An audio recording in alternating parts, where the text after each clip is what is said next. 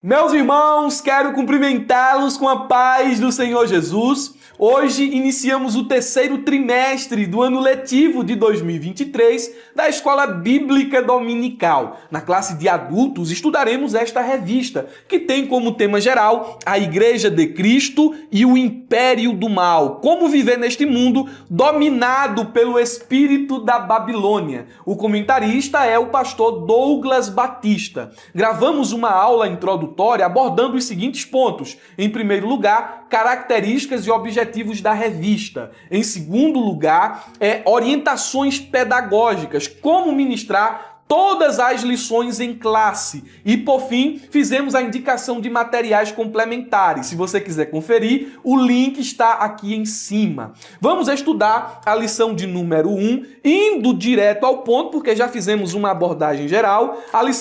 A primeira lição está datada do dia 2 de julho de 2023 e o título é A Igreja diante do Espírito da Babilônia. E aqui eu quero me dirigir especificamente aos professores, principalmente aos professores e também aos alunos que possivelmente estejam nos assistindo. A lição ela tem um texto áureo e tem uma verdade prática. Porém, nós não vamos comentar o texto áureo e a verdade prática porque os tópicos da lição ficaram muito extensos. O subsídio que eu estou utilizando aqui, ele tem aqui no mínimo 10 páginas. Então a gente não vai se deter nos comentários do texto áureo e da verdade prática como habitualmente fazemos. Em segundo lugar, você deve observar que o conteúdo desta lição não pode ser tornado em uma aula de escatologia. Você não pode pegar aqui a primeira lição e simplesmente começar a descrever o sistema escatológico da sua denominação. Olha, eu sou pré-milenista e o pré-milenismo crê nisso, eu sou pós-tribulacionista e falar do arrebatamento, da tribulação e por aí em diante. Foque no assunto da lição. Em terceiro lugar, o conteúdo da primeira lição é a exposição do tema geral da revista. Se esta lição for bem desenvolvida, o professor terá um firme alicerce para desenvolver as outras 12 lições. Você pode conferir aí que em seu sumário que as 12 lições que vão acontecer depois desta, elas dependem de um entendimento do que significa o espírito da Babilônia. A ação deste espírito desencadeia o tema das próximas lições, entendeu? Então a gente vai dar mais outra dica aqui e já partir para o primeiro ponto.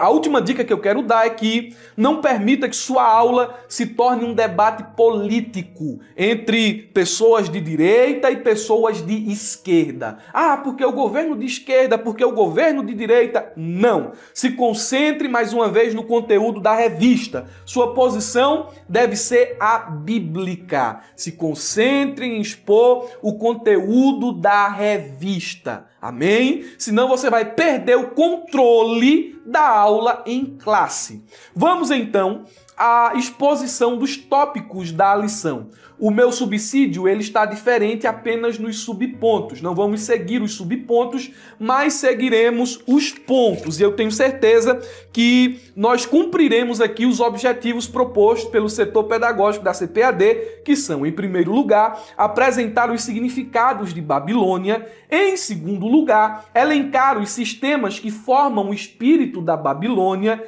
Em terceiro lugar, demarcar a posição que se espera da igreja nesse contexto.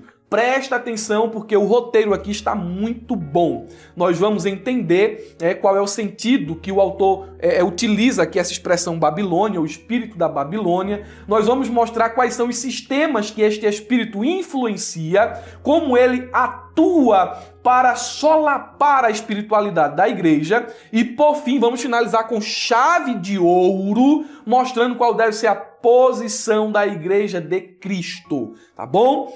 Vamos ao nosso primeiro ponto, Babilônia e seus significados. E o primeiro subponto deste ponto que eu achei necessário colocar foi o seguinte: com que sentido o comentarista da lição emprega o termo Babilônia?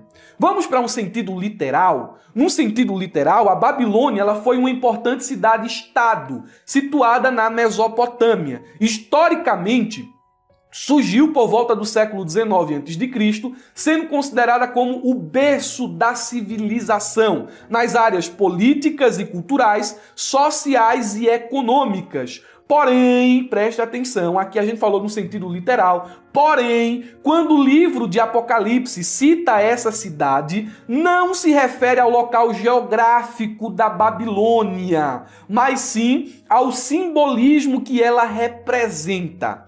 Então você vai ver aqui que na maioria das vezes a expressão espírito da Babilônia aparece entre aspas, para indicar que ela está sendo tomada ali no sentido figurativo, no sentido simbólico. Figurativamente, Babilônia representa devassidão, paganismo, sincretismo, violência e rebeldia contra os mandamentos divinos. O espírito da Babilônia faz uso da cultura e da ideologia secularista para persistentemente oferecer resistência contra tudo que se chama Deus. Eis aqui algumas razões pelas quais nós podemos fundamentar essa afirmação, né, de que simbolicamente o espírito da Babilônia simboliza, pode ser tomada como um sistema que já atua no mundo, né? Pode ser tomada como esse simbolismo. Em primeiro lugar, quanto à sua conduta. A conduta dos babilônios era abominável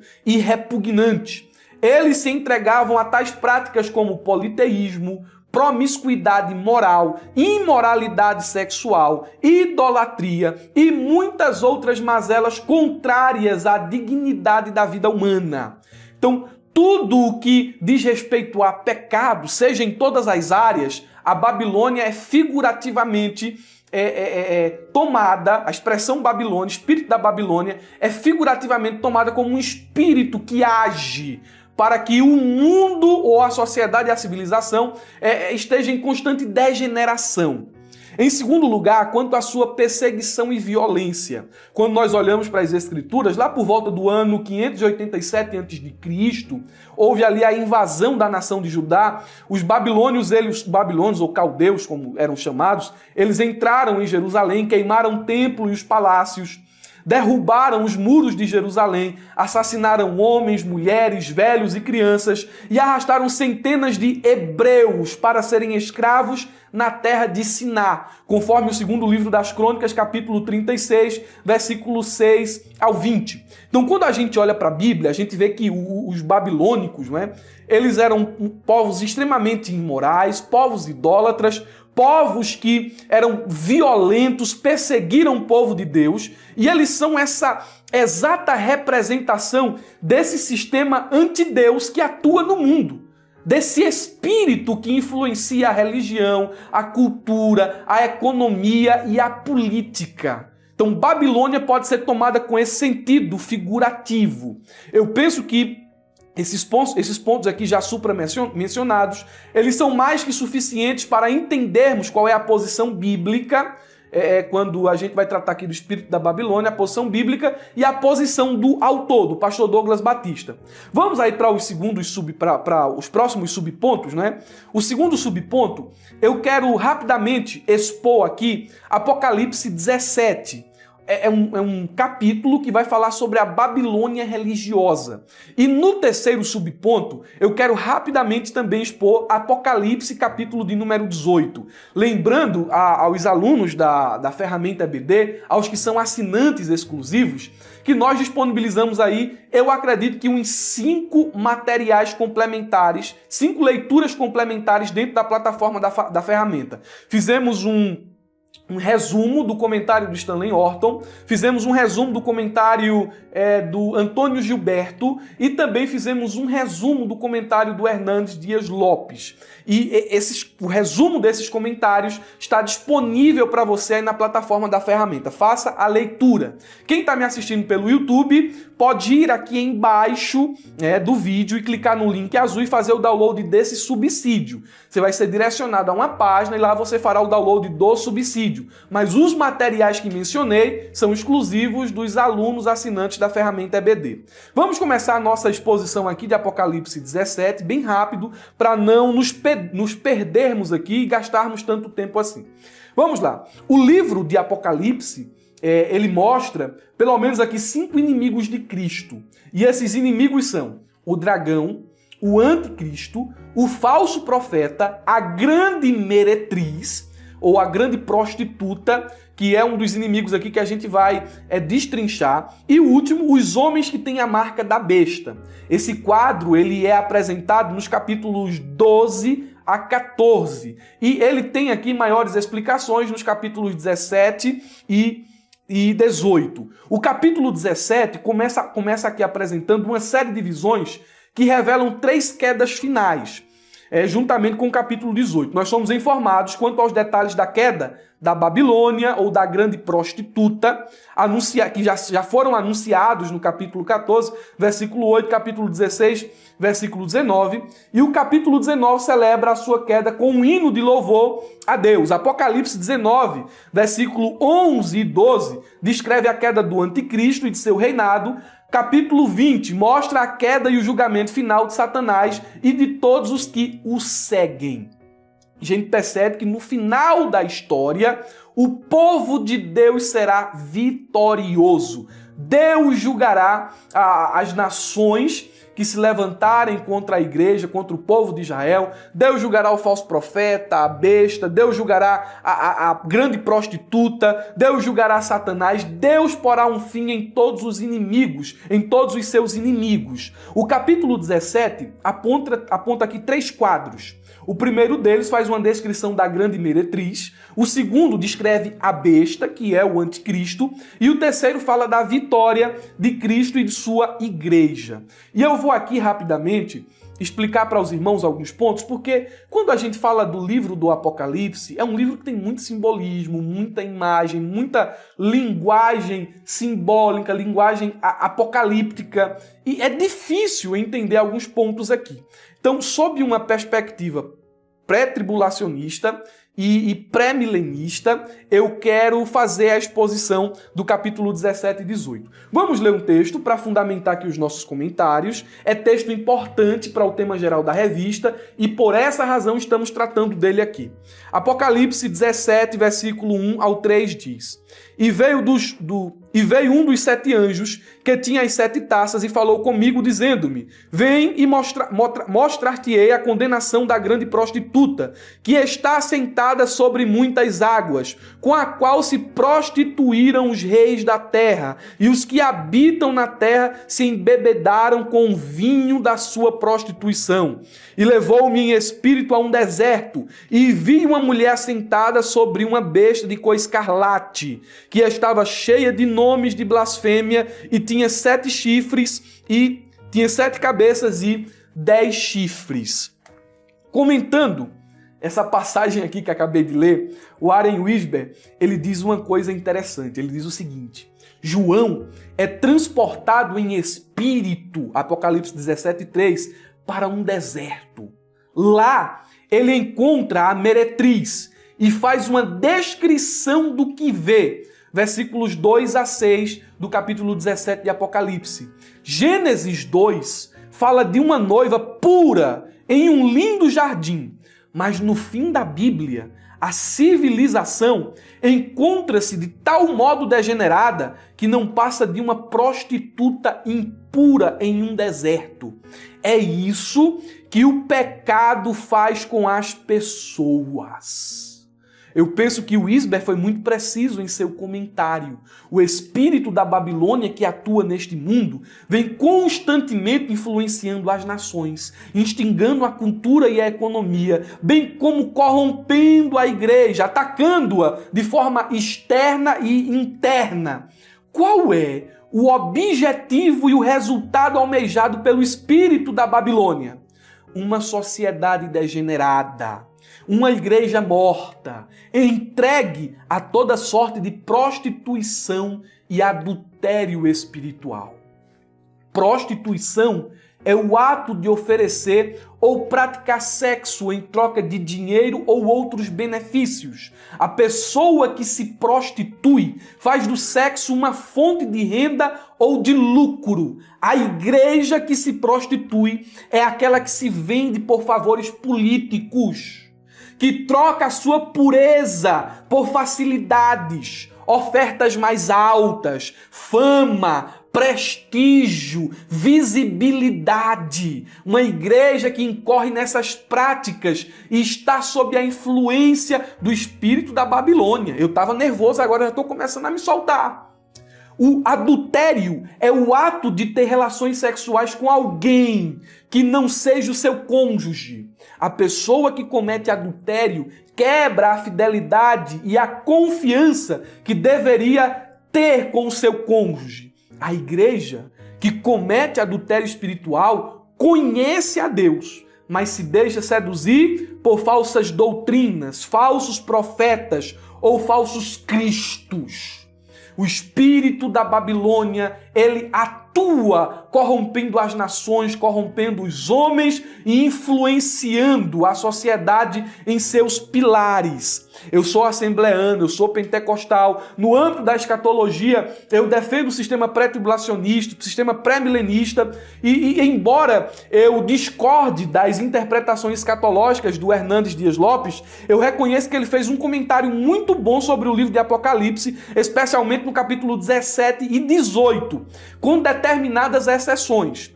Há exceções, que eu não concordo com ele. Né? Eu não interpreto o milênio de forma simbólica, mas de forma literal. Mas naquilo que posso utilizar as palavras do Hernandes, eu vou utilizar. E eu quero aqui com vocês descrever um pouco dessa grande meretriz, dessa prostituta.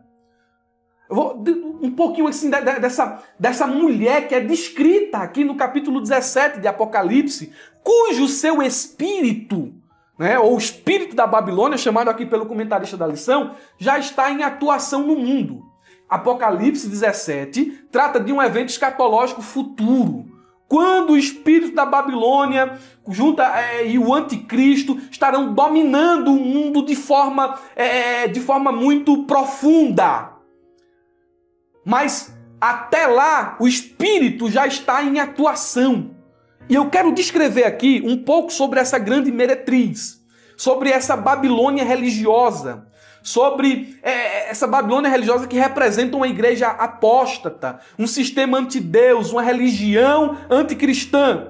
Vamos aqui a alguns detalhes desta prostituta. Vamos lá, não sei nem se eu posso estar citando assim, falando essas palavras aqui no YouTube e na plataforma da ferramenta EBD, porque a gente pode correr o risco de censura, mas vamos lá. A grande meretriz é conhecida pela sua influência. Capítulo 17, versículo 1, versículo 15. Ela está assentada sobre as muitas águas. O capítulo 17 e o versículo 15 diz o que são essas muitas águas. E disse-me, as águas que viste, onde se assenta a prostituta, são povos e multidões e nações e línguas. Ela tem uma influência mundial. Esse espírito que vai governar escatologicamente, a gente pensando num dia futuro, ele já atua e a sua influência é mundial. Em segundo lugar, a grande meretriz é conhecida pela sua riqueza. Ela ostenta riqueza, ela está adornada de ouro, de pedras preciosas e de pérolas. Ela segura em sua mão um cálice de ouro. A religião prostituída no mundo faz ostentação da sua riqueza e do seu luxo. Versículo 4 traz essa descrição. Essa grande meretriz é conhecida pela sua sedução. Ela tem capacidade de engodar, de enganar, de persuadir, versículo 2, versículo 4 e versículo de número 5. Eu vou ler o versículo 2, olha o que é que ele diz. Com a qual se prostituíram os reis da terra e os que habitam na terra, se embebedaram com vinho da sua prostituição. Ela tem um poder de seduzir. Preste atenção. As heresias, o liberalismo e o sincretismo são expressões desta grande meretriz que seduz os homens a viverem na impiedade e na devassidão. O William Hendrickson, ele diz que a Babilônia simboliza a concentração do luxo, do vício e do encanto deste mundo. Em quarto lugar, a grande meretriz é conhecida pela sua violência. Olha o que diz o versículo de número 6. E vi a mulher ela estava embriagada do sangue dos santos e do sangue das testemunhas de Jesus. E vendo-a eu, maravilhei-me com grande admiração. Ela seduz, mas ela mata. Ela atrai, mas ela persegue. Ela parece desejável, mas ela destrói. Outra característica desta grande meretriz é que ela está associada com a besta. Ela está associada com o anticristo. A besta sozinha, sem ela, sem esta bela cavaleira vestida de púrpura, adornada de pedras preciosas, seria uma afronta. Mas o anticristo se associa a esse sistema, a essa religião apóstata, a esse espírito de Babilônia que influencia o mundo para parecer aceitável. Olha o que diz o versículo 3. E levou-me em espírito a um deserto e vi uma mulher assentada sobre uma besta de cor escarlate. Stanley Orton, ele diz em seu comentário o seguinte: alguns identificam a besta escarlate com Roma e os seus 7 chifres com 7 de seus imperadores, mas isto a limitaria ao passado. Temos de levar em conta que ela é uma personagem do final dos tempos. A besta pode ser melhor identificada com um sistema mundial ou a Babilônia política que apoia o sistema religioso apóstata que terá o seu clímax no reinado do anticristo. A besta representa um sistema e também especificamente uma pessoa. O fato de uma mulher estar sendo carregada pela besta indica o seu compromisso com os poderes políticos, sua tolerância para com as injustiças e a sua procura de favores no mundo pagão. Esse espírito da Babilônia, ele também influencia a economia. Você vai ver aqui no capítulo 18 de Apocalipse, a Babilônia econômica. É interessante, não é? Porque alguns acreditam, diz o Stanley Orton, que a Babilônia deste capítulo 18 não é a mesma do capítulo anterior, pois este capítulo enfatiza os sistemas políticos e comerciais implantados pelo anticristo. Isto, porém, não faz dela necessariamente uma Babilônia diferente, é o que diz aqui o Stanley Orton. A maioria dos escritores, através da história da igreja, tem visto tais capítulos como que apresentando apenas os diferentes aspectos de uma só Babilônia. E é por isso que eles declaram capítulo 17, Babilônia religiosa, capítulo 18, Babilônia política. O Warren Wiersbe, em seu comentário sobre Apocalipse, ele diz que João ouviu 4 vozes que sintetizam a queda de Babilônia. A voz da condenação, a voz da separação, a voz da lamentação e a voz da celebração. Ele vê um grito de condenação. Versículo do 1 ao 3. A queda de Babilônia é um fato consumado. Versículo 2 do capítulo 18 diz assim: e clamou fortemente com grande voz, dizendo: caiu, caiu a grande Babilônia, e se tornou morada de demônios, e abrigo de todo espírito imundo, e refúgio de toda ave imunda e aborrecível. João está vendo aqui a bancarrota, João está vendo aqui a derrota desta igreja apóstata, deste sistema anticristão, desse sistema que milita contra a igreja verdadeira. João está vendo o final de todas as coisas e está vendo a vitória de Deus sobre a grande Babilônia. A queda da Babilônia é em razão de sua devassidão moral, espiritual e econômica. O sistema religioso e econômico da Babilônia poluiu o mundo, intoxicou as pessoas, embebedou os governantes, mas agora esse sistema faliu. Deus pôs um ponto final nele. João ouviu também a voz da separação. O versículo de número 4 do capítulo 18 diz assim: e ouvi outra vez a voz do céu que dizia: sai dela, povo meu, para que não sejas participantes dos seus pecados e para que não incorra nas suas pragas. Essa voz aqui fala aos nossos corações hoje: sai dela, povo meu. Não é um sair do mundo geográfico, né? No aspecto geográfico. Para mim sair do mundo eu tenho que comer roupa para outro planeta? Não. Esse sair dela aqui, povo meu, é um chamado para não compactuar com as mesmas práticas, os mesmos pensamentos do espírito da Babilônia aqui e agora. Você está entendendo? Não podemos compactuar com esse sistema. não podemos nos deixar levar, não podemos nos deixar influenciar pela sedução do espírito da Babilônia. E João, ele nos dá aqui algumas boas razões. Ele diz assim, em primeiro lugar, a igreja tem que sair de Babilônia para que não se torne cúmplice de seus pecados. É o que diz o versículo de número 4, sai dela, povo meu, para que não sejas participante dos seus pecados. E em segundo lugar, nós devemos sair para não ser participante dos juízos, dos flagelos que sobrevirão sobre a Babilônia. Essa Babilônia política e religiosa. João, ele também ouve a voz da lamentação.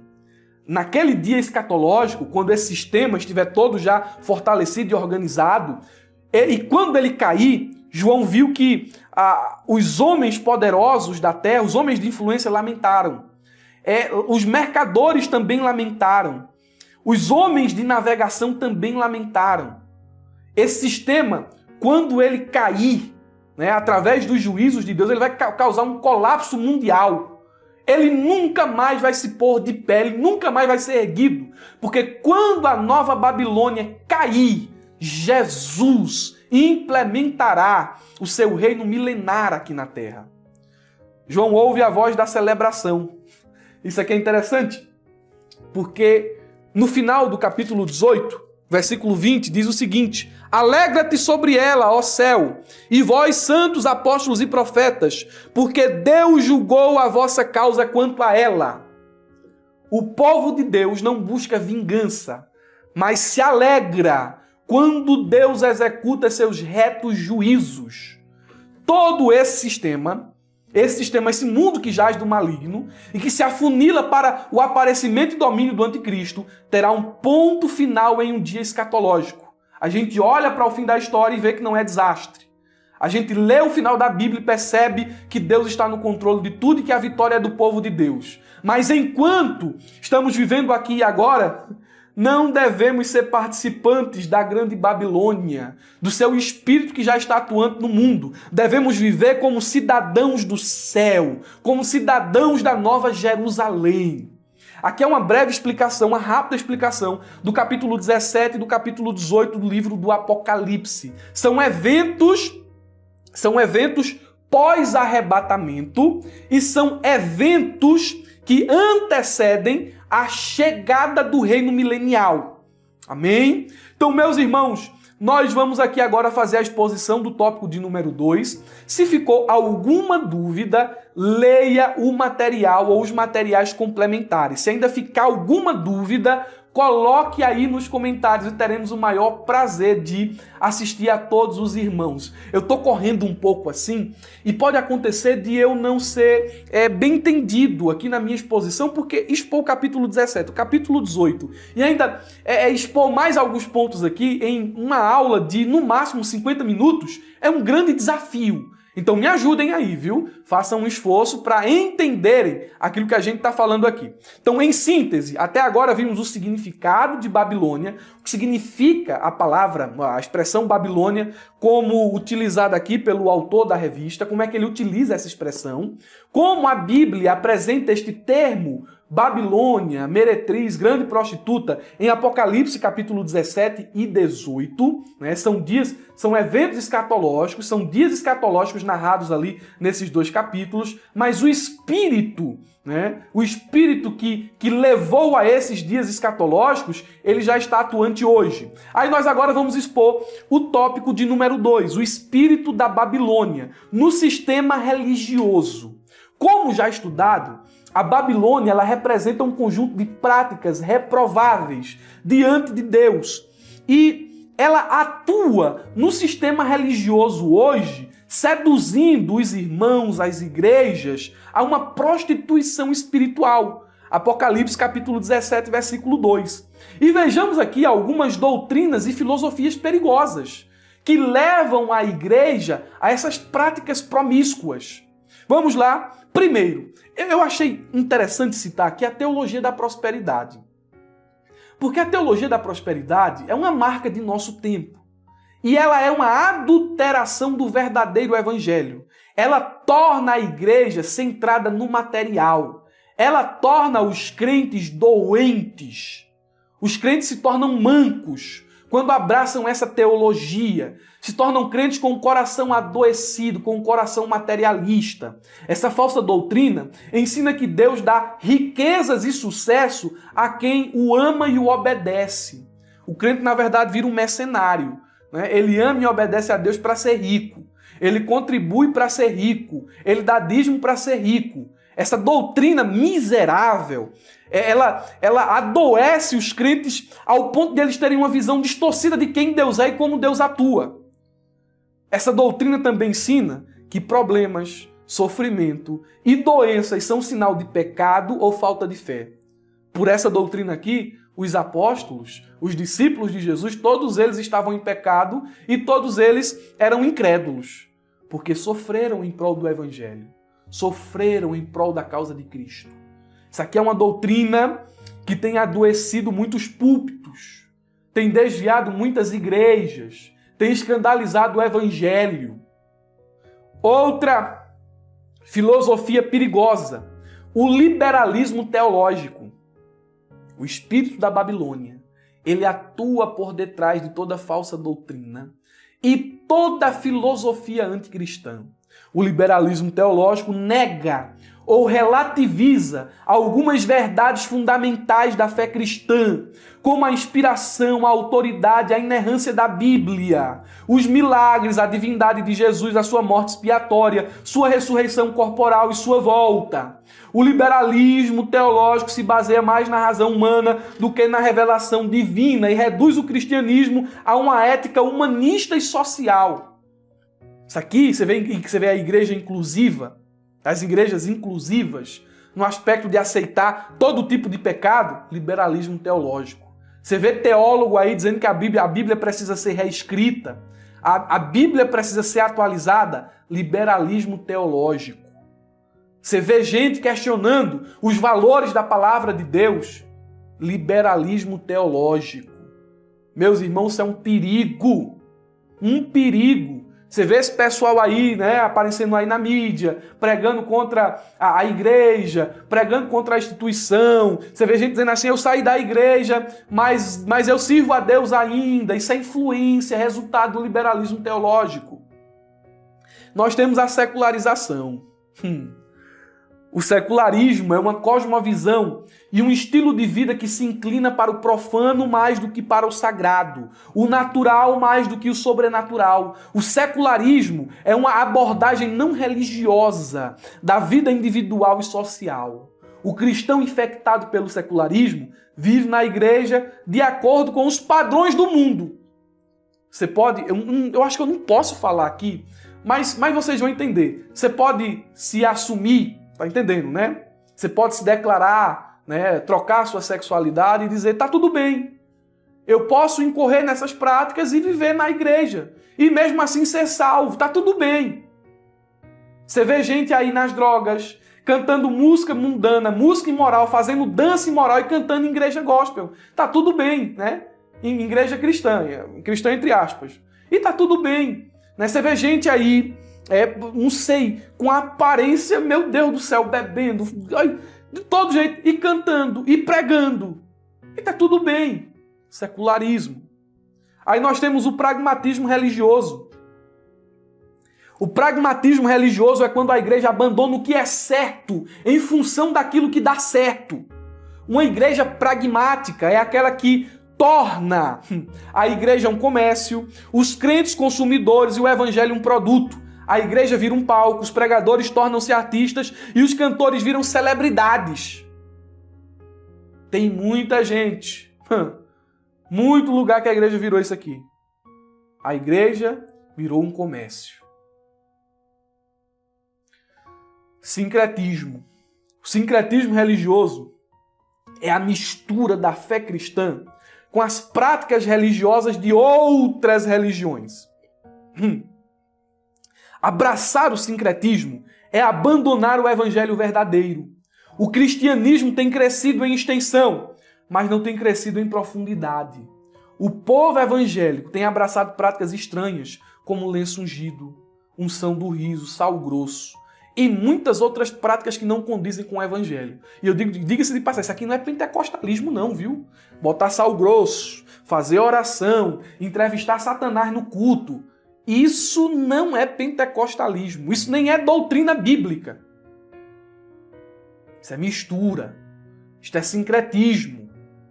Aí nós temos o relativismo moral. O relativismo apregou que a verdade é plural. Não existe o certo e o errado. O que é certo para você pode ser errado para mim, o que é errado para você pode ser certo para mim. Então não existe aqui verdade absoluta, valor absoluto. E nesse tempo o relativismo tem governado a mente e o comportamento das pessoas. Um afrouxamento moral. Relativismo tem entrado até mesmo em algumas igrejas. Tem nada não. É o espírito de Babilônia influenciando os homens neste tempo. Ai, irmãos, o sumário aqui vai ter lição que vai tocar muito nisso aqui. Deus nos dê sabedoria e graça para falar sobre isso. Eu até acredito. A gente vai orar, Jesus, para que essa lição não seja censurada. Mas eu creio que essa lição corre um grande risco de ser censurada. Isso é brincadeira, irmãos. Olha aqui, por que eu creio isso? Porque eu creio nisso, acredito que isso pode acontecer. Porque o espírito da Babilônia atua na política, na cultura e na economia. Pautas progressistas, é o que o autor levanta aqui.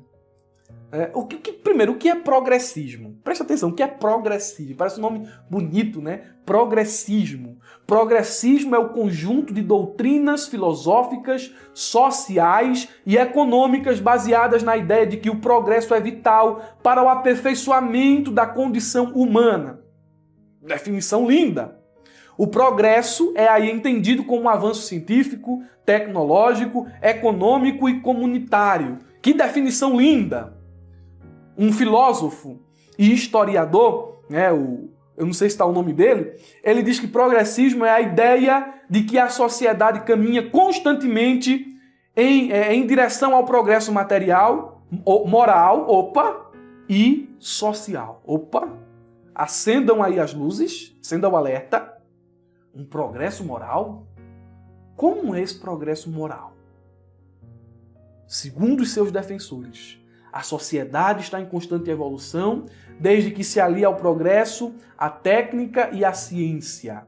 Os valores morais mudam de acordo com a época, se aperfeiçoando à medida que o tempo passa. O progressismo diz que a moralidade é volúvel e ela depende do tempo em que se vive. Aquilo que era errado lá atrás passa a não ser agora. Tá entendendo aí? Aí é por isso a gente vai ter uma aula específica sobre o progressismo. Tem cristãos que são progressistas, a gente vai ver isso aqui. Mas olha, quais são as pautas progressistas? Apologia ao aborto, ideologia de gênero, legalização das drogas e da prostituição. Isso aqui são pautas progressistas. Você tem que engolir isso de goela abaixo. Você tem que aceitar isso. Porque o espírito da Babilônia quer impor isso como normal. Aí vem o patrulhamento ideológico que o autor cita na lição. O que é o patrulhamento ideológico? Os que se manifestam contrários a tais práticas tornam-se alvo desse patrulhamento ideológico. Censura. Está entendendo? Censura.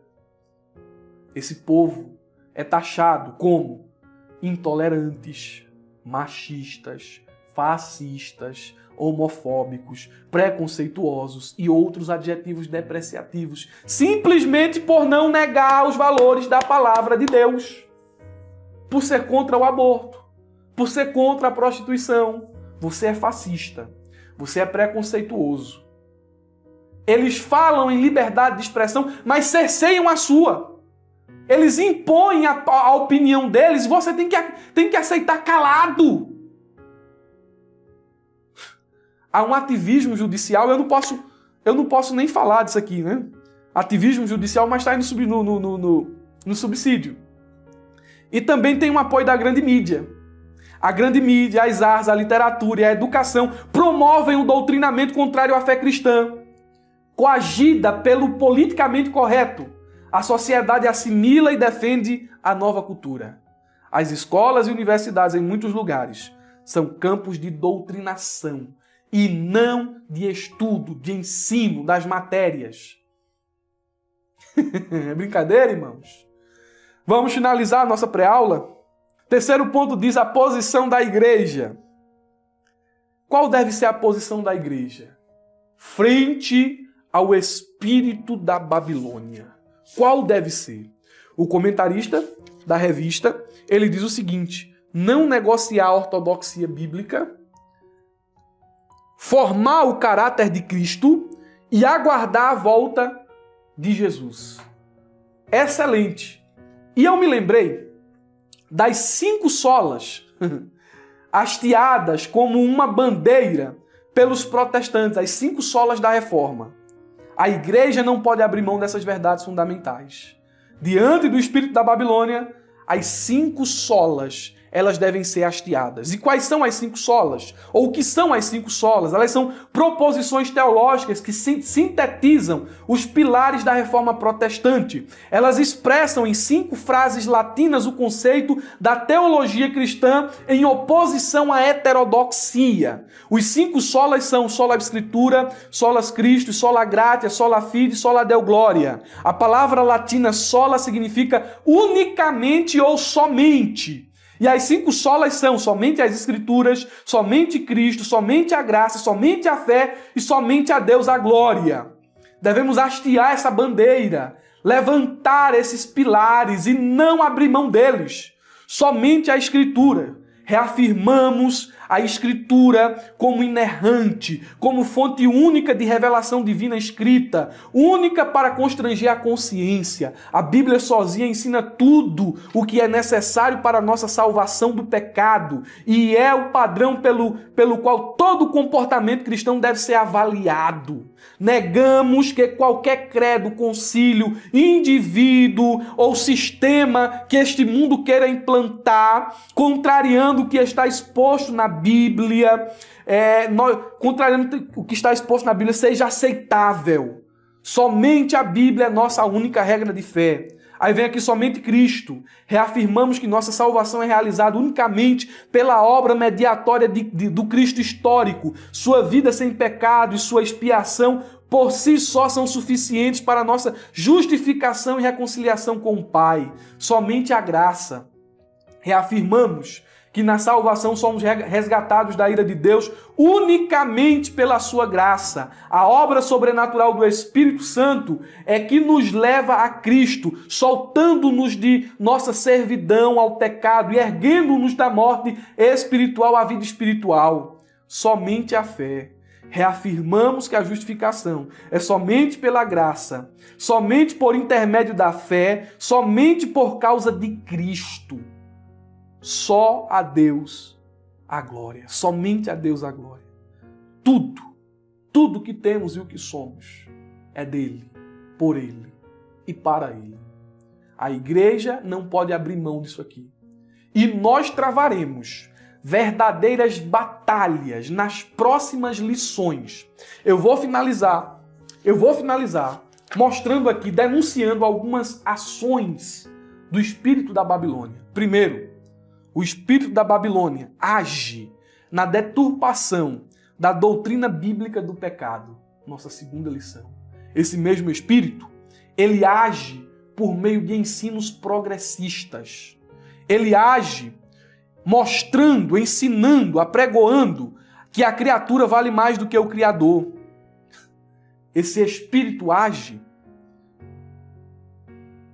tentando tornar o aborto algo aceitável. A narrativa é muito linda, é uma questão de saúde pública. A Bíblia diz que é um assassinato. Ele age, meu Deus, na desconstrução da masculinidade e da feminilidade. Essa lição 8 aqui eu acredito que até dê processo. Transgênero Que transrealidade é essa? Meu Deus, como é que a gente vai falar sobre isso? Lição 9. Uma visão bíblica do corpo. Lição 10. Renovação cotidiana do homem interior. E por aí vai, a gente vai expor aqui muita coisa, meus irmãos. Eu quero que vocês nos acompanhem aqui no YouTube e na plataforma da ferramenta EBD. Orem por nós, irmãos, para que a gente consiga manter o canal e a ferramenta EBD até o final desta lição, em nome de Jesus. Amém? Deus abençoe. Tenha uma ótima aula de escola bíblica dominical. Tenha um ótimo final de semana. E não se esqueça, abra a jaula.